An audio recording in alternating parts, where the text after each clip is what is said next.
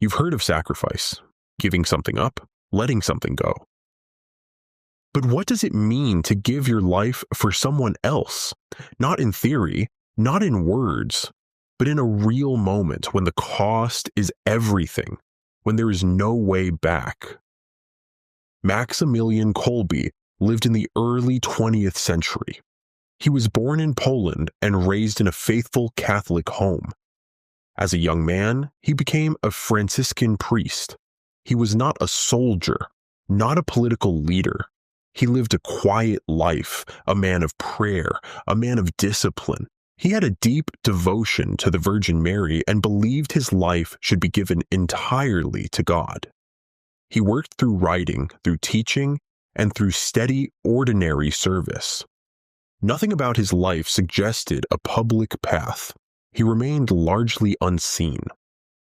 What defined Maximilian Kolbe was not his work alone.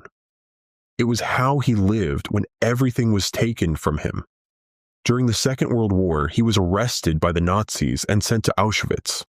There, every structure of life was stripped away: freedom, dignity, control. But his faith remained. He continued to pray. He encouraged others. He stayed present in suffering. He did not resist with force.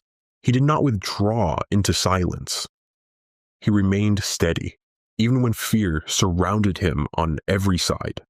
He chose to remain attentive to others, offering presence where there was none, and holding to faith without outward change. Even in deprivation, he did not turn inward.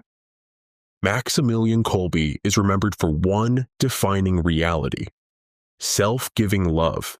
He is known as a martyr, not because of how he died alone, but because of what he chose. He is associated with courage, but not visible strength, not dramatic action.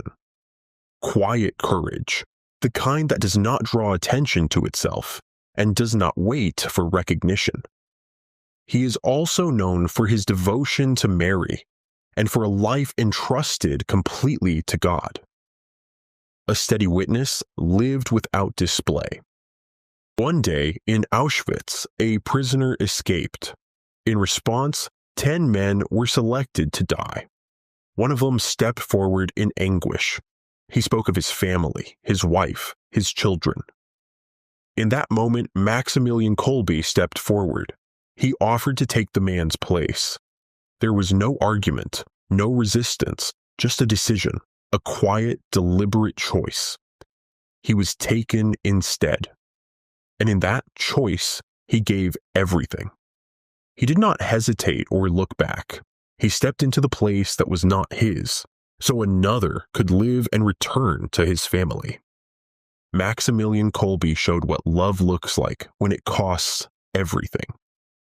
Saint Maximilian Kolbe, pray for us.